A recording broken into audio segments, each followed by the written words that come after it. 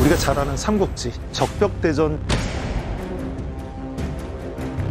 제갈량이 남풍을 불러오고 화공으로 조조가 결국은 지게 되는.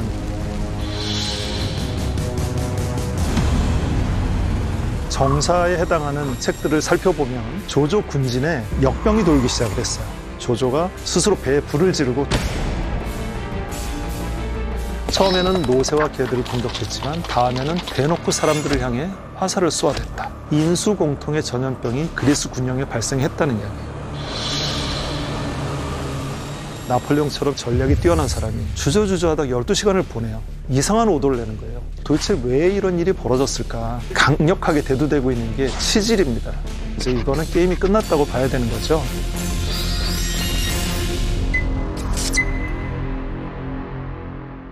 자, 오늘은 지난 시간에 이어서 우리 역사상 전쟁을 지배했던 질병에 관한 이야기를 해볼까 합니다. 먼저 우리나라를 포함한 동양의 전쟁은 어땠을까 한번 살펴보고 지나가겠습니다. 우리가 잘 아는 삼국지의 적벽대전 장면을 한번 지켜볼까요?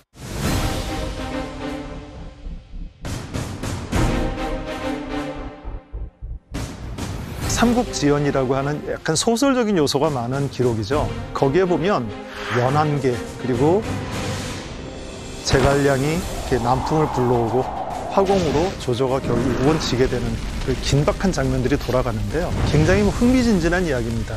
그런 계략에 의해서 이 전쟁이 결판났다고 하지만 실제로 원래 이제 정사에 해당하는 책들을 살펴보면 조조 군진에 역병이 돌기 시작을 했어요.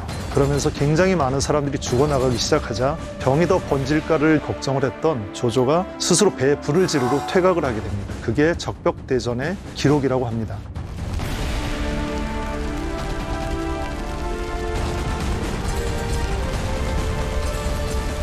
근거로는 조셉 차라고 하는 사람이 퀸시 대학의 극동사학과 교수인데 극동사를 연구하면서 중국 전염병 유행표라고 하는 거를 이제 발표를 했어요. 그 중에 적벽대전 시대에 해당하는 200년경에 이런 이야기를 써놨어요. 208년경에 호북의 군대에서 역병이 돌다. 3분의 2 정도가 기근과 전염병으로 죽는다라고 돼 있어요. 그래서 그 기록을 보면 저 전쟁을 결말을 다르게 내게 된 원인이 된 것은 바로 전염병이었을 것이다 라고 생각을 합니다. 그리고 이제 우리나라의 상황을 한번 보면 수양제가 침입해 들어왔어요. 100만 대군을 몰고 들어왔다고 돼 있어요. 정확하게 기록을 보면 113만 명이 넘는 대군을 이끌고 옵니다. 전투병력만 저렇다는 거니까 그 2배에 해당하는 지원병력이 또 있는 겁니다. 근데 그때 당시에 고구려 인구가 대략 90만에서 300만 그 정도밖에 안 됐다 그래요. 그러니까 고구려 인구만한 병력을 이끌고 쳐들어온 거죠. 근데 결국 이기지 못하고 패퇴하게 되죠. 우리 기록을 알죠. 역시 그 조셉 차의 중국 전염병 유행표에 보면 대략 600년부터 700년 서기 그 시대에 산동성과 중국 남북 내륙으로 12차례의 역병이 창궐했다. 한반도와 전쟁 중 만주 남부에 전염병이 돌았다라고 돼 있어요. 그리고 당나라도 당태종이 회심의 일격을 가하기 위해서 밀고 들어왔다가 안시성에서 화살에 이제 눈을 맞고 패퇴하게 되죠. 근데 뭐 여러 가지 썰이 많아요. 종양 때문에 죽었다, 감기 때문에 죽었다, 이질이다, 뭐 능막염이다, 장티푸스다인데 사실은 중국의 역사서는 굉장히 기록을 잘하는 걸로 유명합니다. 그런데도 이렇게 모호해진 거는 신채호 박사께서 뭐라고 얘기했냐면 치욕스러운 기록을 은폐하려는 의도로 이렇게 모호하게 썼다 라고 했어요. 그러면 고구려 승전이 인구가 말도 안 되게 적은데 어떻게 승리할 수 있었을까? 청야 전략, 수성 전략, 그리고 뛰어난 국민들의 단결 이런 건데 실제로는 대군들이 중국에서 이렇게 넘어오면서 요택이라고 부르는 요동 늪지가 있어요. 굉장히 추운 지역에서 악천후와 역술이 시달리면서 전력이 아닌 상태로 우리나라로 들어오게 됩니다. 그러면서 전쟁이 이길 수 없었다. 그래서 결국은 전쟁은 건강한 사람들이 싸워도 이길까 말까 확률이 반반인데 아파버리면 이제 이거는 게임이 끝났다고 봐야 되는 거죠.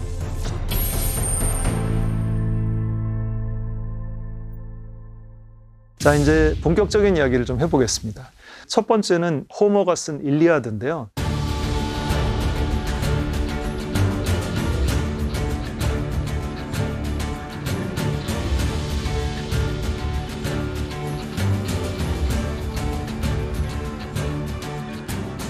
그때 상황은 그리스가 지중해 패권을 잡기에 일보 직전인데 트로이가 마지막으로 남아있던 적이었어요. 그런데 그리스 연맹이 트로이의 주변 지역을 다 제압하고도 트로이 성만은 이제 점령을 못하고 세월을 보내고 있는데 어떤 일이 있었냐면 지휘관인 아가멤논 왕이 그 지역에 어떤 한 여자를 노예로 삼습니다. 크리세이스라고 하는 여자였는데 그 아버지는 아폴론 신전의 신관이었어요. 그래서 그 아버지가 아가멤논에게 찾아와서 부탁을 합니다. 제 딸을 풀어주소서. 노인이 이렇게 눈물을 흘리면서 하니까 주변에 있는 다른 왕들과 영웅이 풀어줘야 하겠다라고 조언합니다. 근데 아가멤논은 워낙 탐욕적인 왕으로 나와 있어요, 기록에. 그래서 말도 안 되는 소리 하지 마라. 그리고 노인을 무참히 모욕을 하고 내쫓아 버렸어요. 그러니까 이 쫓겨난 신관은 아폴론 신에게 눈물로 하소연합니다. 그랬더니 이제 기록이 이렇게 나왔어요. 분노한 아폴론은 활과 화살을 메고 올림포스 정상에서 달려내려왔다. 그 모습은 마치 밤이 오는 것과도 같았다. 처음에는 노새와 개들을 공격했지만 다음에는 대놓고 사람들을 향해 화살을 쏘아댔다. 수많은 군사들이 속절없이 죽어나갔고 그리스 진영에서는 시신을 불태우는 연기가 끝도 없이 울렸다.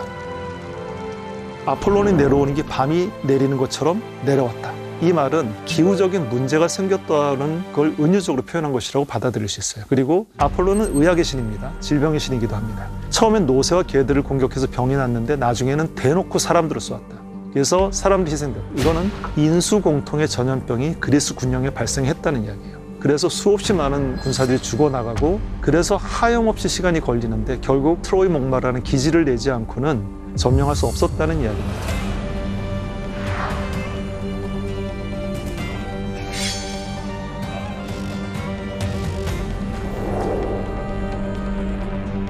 그래서 이제 그리스는 지중해 강국으로 번성하기 시작했는데 그때 오리엔트에서 이런 일이 있었어요. 신바빌로니아 제국과 메디아 왕국, 리디아 왕국이 오리엔트를 삼분하는 그런 형세였는데 메디아 제일 강력했던 왕국에 갑자기 이상한 일이 벌어진 거예요. 페르시아라고 저 구석에 있던 토호국 하나가 갑자기 공기에서 메디아를 확 먹어버린 겁니다. 그래서 주변에 있는 나라들이 싹이 더 크기 전에 잘라버려야겠다, 위협이 되겠다고 생각해서 전쟁을 일으키려고 하는데 이때 리디아 왕국에 크로이소스 왕이 있는데요. 리치 에즈 크로이소스라는 말이 남아있을 정도로 부유하면서도 굉장히 현명했습니다.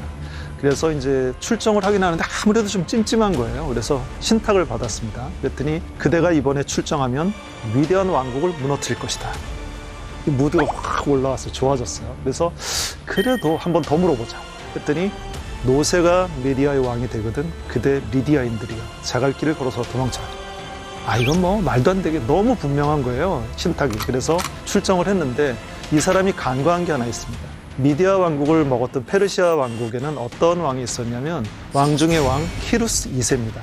근데 이 사람은 원래 백그라운드가 어떻게 되냐면 메디아 왕국의 왕이 어느 날 꿈을 꿨는데 자기 딸이 성벽 위에서 소변을 놓는데 그 오줌이 전 아시아를 덮어버리더라 라는 꿈을 꿨어요. 깜짝 놀라 깨가지고 해몽을 받아봤어요.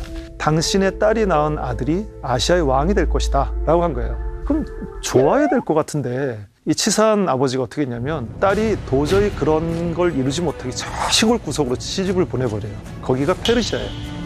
그래서 태어난 왕이 메디아의 왕이 된 키루스가 바로 노새, 혼혈인 거예요. 결국 크로이소스 왕은 출전해서 위대한 자기의 나라를 멸망시켰습니다.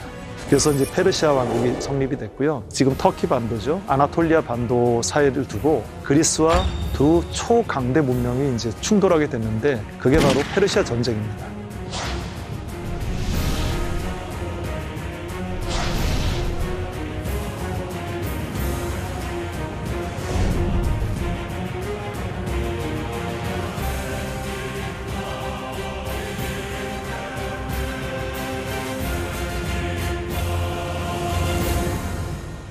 페르시아 전쟁은 굉장히 많은 신화들을 남기죠. 마라톤 전투, 그 다음에 테르모필레 전투인데 300이라는 영화에 나왔습니다. 그 여성들의 안구를 정화시켰다고 하는 그런 영화인데 왜 강성한 페르시아가 도시국가에 불과한 그리스에게 졌을까? 역사라는 책 제8권에 이런 기록을 남겼습니다. 그리스 동맹의 단결력, 전략 때문이다. 그리고 신의 도움이다. 이런 말들을 했는데 거기에 결정적인 근거 하나를 남겼는데 역병이 발생해서 이 군사들이 자기 나라로 돌아가지 못하고 거의 다 괴멸해서 죽었어요. 그래서 전쟁의 향방을 이제 확실하게 갈랐던 건데요. 그 이후에 다시는 페르시아가 재기하지 못하고 그리스를 침범하지 못했습니다. 페르시아 전쟁에서 이겼을 때 델로스 동맹을 주도했던 아테네가 주도권을 쥐었습니다. 말하자면 이제 전횡을 휘두릅니다. 정치적으로도 간섭하고 사법적으로도 중요한 사건은 아테네로 와서 판결을 받아라 할 정도로 하고 재화를 그리스 전역에서 끌어모아서 지금 우리가 보고 있는 아크로폴리스의 그 굉장한 건물들을 다 짓습니다. 이제 이렇게 착취를 당하다 보니 스파르타를 중심으로 한 펠로폰네소스 동맹이 봉기를 합니다. 반기를 일으켰는데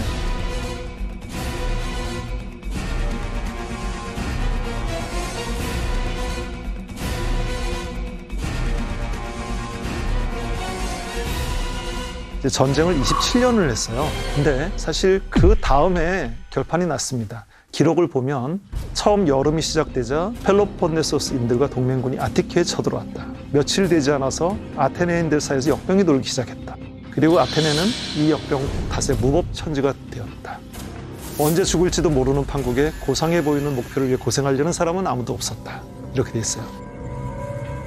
전쟁이 일어나자마자 그 다음에 아테네에 질병이 발생했는데 아크로폴리스 그 지역에다가 사람들 다 몰아넣고 거기서 항전하기 시작을 했는데 그 좁은 데 사람들이 많이 모이니까 질병이 발생하면서 인구 30%가 질병으로 죽습니다. 그리고 그나마 현명한 지도자였던 페리클레스마저 사망하고 나서 게임은 끝났는데 왜 그러면 이제 애초에 해결 안 되고 27년까지 갔느냐? 펠로폰네소스 동맹이 무서워서 쳐들어오지를 못하는 거예요.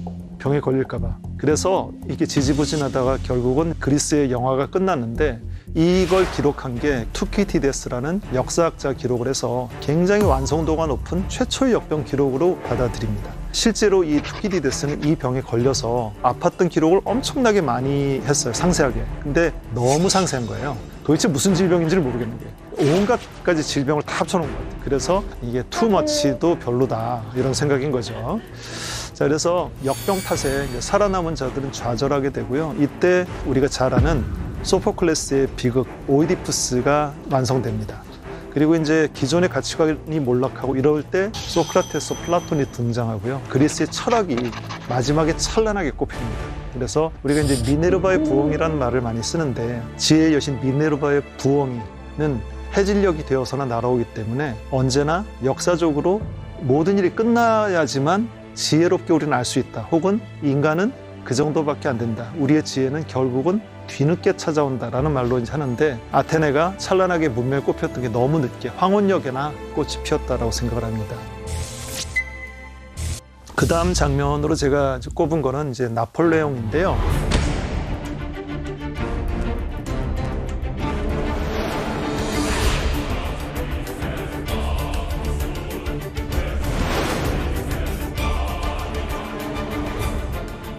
이제 나폴레옹이 젊었을 시절에 쭉 이렇게 올라오다가 러시아 원정을 실패하고 나서 엘바 섬에 유배가 됩니다. 그리고 이제 1년 만에 탈출하면서 파리에서 다시 황제로 즉위를 하는데 이 사람 대단한 게 탈출하자마자 12만 4천 명의 대군을 일으킵니다. 그러면서 영국군 10만, 프로이센군 12만하고 일전을 벌리는데 처음 전투에서 영국군이 아직 도착을 하지 못했을 때 프로이센군을 박살을 내버립니다. 압승을 거두는데 이때부터 이상한 거예요. 이제 어떤 특정한 오더가 있어야지 그 다음 전쟁을 수행하든지 뭐 영국군을 쫓아가든지 아니면 프로이센군 퇴각하는데 쫓아가서 아예 섬멸을 해버리든지 해야 되는데 주저주저하다가 12시간을 보내요. 그러다가 이상한 오더를 내는 거예요. 프로이센하고 영국으로 반으로 이렇게 갈라져서 싸우라고 오더를 내니까 결국은 이제 집니다. 그래서 도대체 왜 이런 일이 벌어졌을까? 나폴레옹처럼 전략이 뛰어난 사람이. 그래서 여러 가지 썰이 있어요. 그날 밤에 나폴레옹이 어마어마하게 아팠다는 거죠. 고열이 나고 정신을 못 차리고 헛소리하고 하니까 제대로 된 판단도 못했고 오더를 못 내렸다 하는 거예요. 근데 이 병에 이제 여러 가지 썰들이 많아요. 수면 무호흡증이 있었다, 만성 비염이 있었다, 그리고 급성 방광염이 있었다, 뭐 이런 말들이 있는데 요새 강력하게 대두되고 있는 게 치질입니다. 원래 치질이 있었는데 말을 타고 계속 전투를 지대다 보니까 치질이 이제 악화돼가지고 정신을 못 차리고 열이 나고 이럴 상황이 됐다는 거죠. 가능성이 있어 보이는 게 지금 말했던 만성비염, 수면무호흡증 그렇게 아프지 않습니다. 그리고 급성방광염, 신체 구조상 남성은 잘 안 걸려요. 그래서 실제로 저걸 인정해서 선전에 사용해 먹는 그런 병원들도 있습니다. 그러니까 이런 것들도 상당히 우리가 분석해 볼 수 있고 나폴레옹이 만약에 그때 치질을 안 알았으면 유럽의 폰더가 많이 바뀌지 않았을까요? 자, 그런 생각을 해봅니다. 십자군은 원정 가서 이질과 괴열병으로 괴멸하게 됐었어요. 그 다음에 이제 크리미아 전쟁 때는 등장한 인물이 누군지 아세요? 나이팅게일입니다. 간호학에 그 기초를 세웠는데 이때 참여했던 이 용감한 여성들이 실제로 전쟁으로 부상당한 사람들을 치료한 게 아니라 이질 환자를 10배 더 치료했다. 그리고 러시아 혁명기 때는 발진 티푸스, 콜레라 뭐 이런 것들 때문에 사실은 레닌이 혁명이 좌절될까 봐 굉장히 고민했었다는 이야기가 나옵니다. 그 정도로 위험했었다는 거죠. 그래서 사실 러일 전쟁 이전에는 무기로 인한 전쟁에서의 사망자보다 질병 사망자가 압도적으로 더 많았던 거죠. 처음으로 역전됐던 게 러일 전쟁인데 옛날에 프랑스에서는 이제 나폴레옹이 이제 뛰어난 사람인 게 종두법을 실시하면서 군의 안전을 도모했는데 나폴레옹이 몰락하고 나니까 나폴레옹이 관련된 모든 걸 다 폐지한 거죠. 폐지해버리는 바람에 보불 전쟁, 프러시아와 전쟁을 했을 때 프랑스 군사 2만 명이 천연두로 죽습니다. 아무리 뭐 미워도 그런 거는 좀 받아들일 건 받아들여야 되는데 저런 정치적인 생각 때문에 이제 군사가 희생됐던 거죠. 이런 교훈, 그 다음에 러일 전쟁에 얻은 교훈 때문에 그 이후에는 군진의학이라는 게 발전하기 시작하죠. 모든 나라에서 장티푸스, 천연두, 화상풍 이런 예방접종을 하기 시작합니다.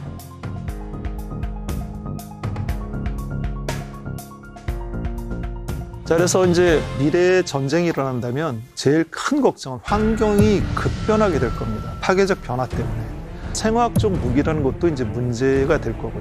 또 하나는 어떤 미지의 질환. 옛날에 남미가 콜럼버스에 의한 질병 때문에 괴멸됐듯이 우리도 역시 그럴 수 있다는 거죠. 그래서 과학이 발전하면서 스스로를 지켜나간 방향으로 해나가야 되겠다, 이런 생각이 들고요. 세계적인 공조가 가장 중요한 일이 될 겁니다.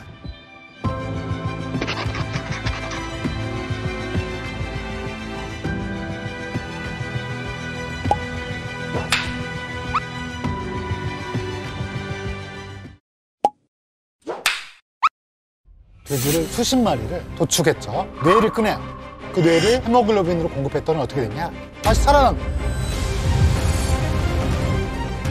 작년에 돼지내 꽈강 2021년도에 원숭이에게 이걸 하겠다. 2022년도에는요. 사람이란 기계인간이 될 수도 있고요. 랜선에 존재하는 다른 존재. 인간의 욕망을 언제까지 누릴 수 있을까?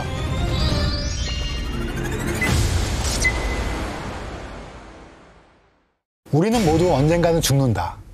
약간 도발적인 주제인데요. 오늘은 이런 주제를 갖고 말씀드리도록 하겠습니다. 제가 지난 시간에 죽음이란 과학자에게 물어보면 영원한 멈춤, 생활 기능, 생식, 대사, 뭐 이런 생물 교과서에 나올 만한 딱딱한 것들이 영원히 멈춘다 라는 말씀을 드렸어요. 우리가 삶의 시작과 죽음을 오랫동안 고민해왔죠. 삶의 시작은 사실은 간단했어요. 아기를 뱃속에서 완전히 나오면 이게 이제 생명의 시작이다 이렇게 생각했는데 요즘은 엄마의 자궁에 찰싹 달라붙은 다음부터 8주가 지나면 애가 팔다리가 조금씩 나오기 시작해요.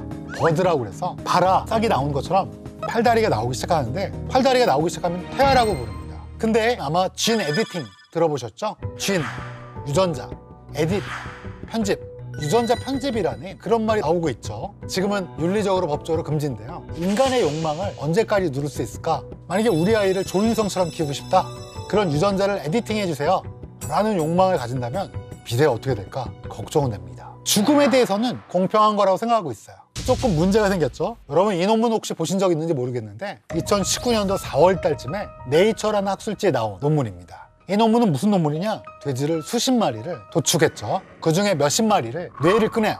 한 4시간 만에 뇌를 꺼냈어요. 그대로.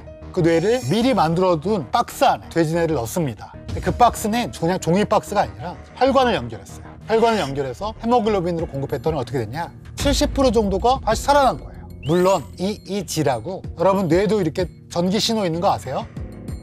전기 신호는 잡히지 않았지만 세포가 다시 회복이 됐어요. 이거는 어마어마한 거예요. 왜냐하면 죽은 지 4시간 됐는데 돼지 내에 70% 정도의 뇌세포가 살아났다? 그러면 죽자마자 꺼내면 어떻게 되는 거예요? 돼지가 살아났겠죠. 여기는 어디? 난 누구? 막 이렇게 생각하지 않겠어요? 더 발칙한 상상은 사람이라 이런 생각도 해볼 수 있겠죠. 이걸 뛰어넘어서 2019년도에 논문이 하나 더 발표됐어요. 앨런 머스크 알고 계신가요? 그 앨런 머스크는 몇 가지 회사를 갖고 있어요. 스페이스X, 우주 여행을 가는 거죠. 또 뉴랄링크라는 회사도 갖고 있어요. 뉴랄링크는 어떤 회사냐? 뉴랄, 뇌라는 뜻이죠. 중추신경계. 링크, 연결. 어떤 실험이냐? 이 실험입니다. 여기 보시면 눈썹처럼 생긴 거 보이시나요? 이게 바로 감지기예요. 3,000개가 넘는 감지기를 생쥐뇌에 심은 거예요. 그래서 무선으로 블루투스나 무선 전파기처럼 멀리 떨어져 있는 컴퓨터에 쥐의 뇌 활동을 보낸 겁니다. 그럼 빅데이터로 막 분석하는 거예요. 쥐가 물 먹을 때, 쥐가 밥 먹을 때. 근데 어떻습니까? 작년에 앨런 머스크가 뭘 발표했어요?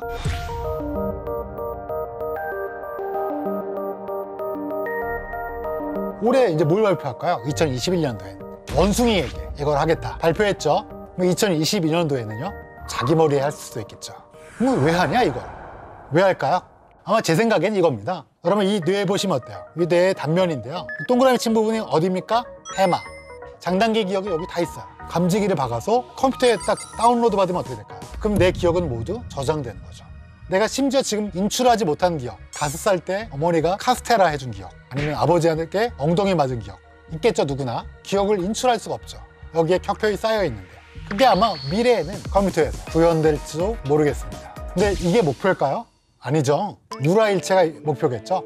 내가 컴퓨터, 컴퓨터가 나, 랜선에 존재하는 나. 그럴 수도 있을 것 같아요. 지금 제가 2가지 실험 말씀드렸죠. 예일 대학교 돼지 머리 실험, 앨런 머스크의 뉴럴링크 실험.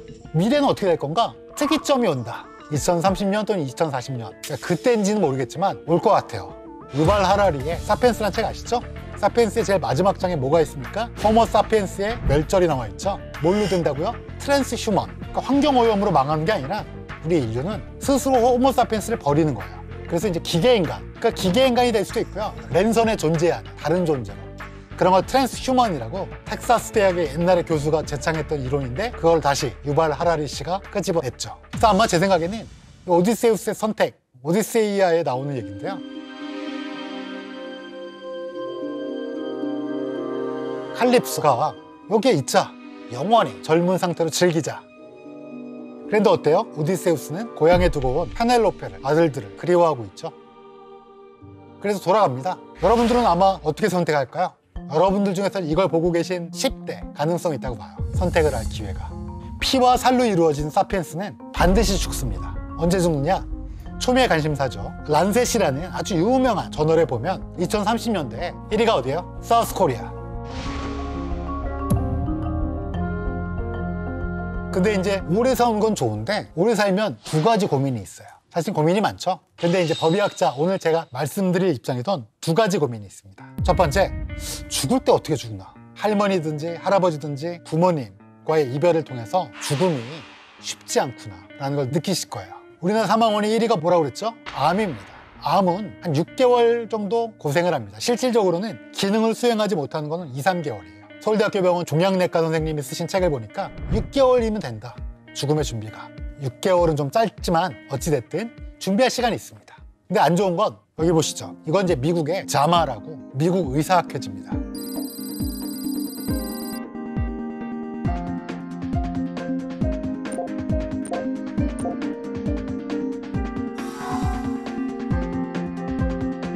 그래서 마지막이 어떻게 될지 한 번도 생각 안 해보셨죠? 생각해 보셔야 돼요. 지금 생각해 봐야지 내 삶에 영향을 줄 수 있습니다.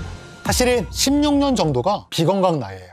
여자분들은 95세, 남자는 90세 살면 많이 사는 거예요. 근데 비건강 나이가 16년이다. 내가 여자고 95세 사는데 80세부터 아프냐? 그러면 문제가 있잖아요. 왜냐면 15년 동안 아프면 돈 다 까먹습니다. 그러니까 비건강 나이를 줄일 수 있는 방법이 첫 번째로 여러분들이 생각할 수 있는. 그리고 2번째, 죽음을 조금 더 우아하게 보낼 수 있는 방법이 없냐? 이 2가지가 큰 고민이 됩니다. 이 비건강 나이를 줄일 수 있는 방법은 첫 번째, 담배 끊으세요. 저 30년 피웠는데요. 괜찮습니다. 끊으시면 비건강 나이가 6년에서 7년이 줄어요. 저 안 피는데요. 계속 피지 마세요. 확 줍니다. 2번째, 운동. 얼마나 해야 돼요? 하루에 1시간 이상. 근데 하루에 4시간 이상 TV 보면 다 소용이 없어요. 하루에 1시간 이상 운동, TV는 몇 시간 이하? 한 2~3시간만 보세요. TV만 따로 뭐 넷플릭스, 유튜브 따로가 아니라 다 합친 겁니다. 제 거 보고 나가서 뛰세요. 3번째, 체중 조절입니다. 근데 여기에 이제 식사와 관련이 있겠죠. 과체중이 나쁘진 않아요. 비만까지 가게 되면 문제가 분명히 생겨요. 4번째, 이게 중요한 건데요. 올바른 의학 지식을 얻자. 지식인한테 물어보지 마시고요. 올바른 지식을 가르쳐 줄 수 있는 주치의. 저 구자 아닌데 주치의란요? 그냥 동네에 나가면 많잖아요. 전문이 있다는 사람들. 가까이 가서 찝어서 그냥 물어보세요. 친절하게 대답해 줄 겁니다. 뭐 이런 게 좋습니다. 검증되지 않는 거 하지 마시고요. 올바른 지식을 통해서 지금 제가 위에 말씀드린 3가지를 하시면 저를 안 만날 거예요. 저 만나게 되면 큰일 나요. 저는 자기의 기대 영역보다 빨리 죽었을 때 저를 만나게 돼요. 그렇게 안 되시려면 지금 방금 말씀드린 거 꼭 지키세요. 자, 한 가지 고민 해결됐죠. 두 번째, 아니 좀 우아하게 보낼 수 없나? 여러분 CSI의 라스베가스의 그 길그리썸 반장 아세요? 어떻게 죽고 싶냐고 그 드라마에서 누가 물어봅니다. 반장님은 어떻게 죽고 싶습니까? 암 걸려서 죽고 싶다고 그래요. 근데 그게 정답일 수도 있어요. 왜냐면 치매, 뇌혈관 질환, 가족들에게 많은 갈등과 혼란을 줄 수가 있어요. 암은 제가 그랬죠. 마지막에 최소한의 시간이 있다고. 근데 다 준비를 못 한대요. 왜냐면 암에 딱 걸리게 된 순간 여러 가지 반응이 있습니다. 처음엔 부정해요. 야, 이거 나 아니다. 그 다음에 막 이렇게 분노하게 되고 왜 내가, 그 다음에 거래를 하게 되고 막 디프레션에 빠지게 되고 막 이런 것들을 겪다 보면 제대로 된 마지막을 준비하지 못하고 사실 제일 중요한 게 제일 마지막인데 우리 인생 멋지게 살아왔는데 마지막이 흐지부지하면 많이 안타깝잖아요. 그러니까 지금 마지막을 준비하기 위해서 지금 생각해보자는 거죠. 지금 우리나라는 연명으로 중지라고 그래서 2018년 2월부터 내가 이제 진짜 죽을 것 같다. 그런 순간에 심폐소생술, 인공호흡기, 그 다음에 수혈, 뭐 에크모 이런 거 하지 마라. 의사 선생님한테 쓸 수 있어요. 근데 그걸 체크해도 현장에서 문제가 생겨요. 왜 문제가 생기냐? 내 가족들이 막 싸워요. 제가 그랬다고 해봐요. 제가 막 다 체크했어요. 하지마, 다 하지마. 아빠는 그냥 가고 싶어. 아프기 싫어. 체크했어. 근데 내 딸이 있고 내 아들이 있다고 그래봐요. 우리 아빠가 이거 체크했으니까 보내줘. 네가 인간이야 하면서 우리 아빠가 너를 어떻게 키웠는데 네가 아빠를 죽이려고 그래? 실제로 이렇습니다. 가족 간에 합의를 못 이루는 경우가 많은데 명확하게 얘기를 하고 얘기를 들어야 돼요.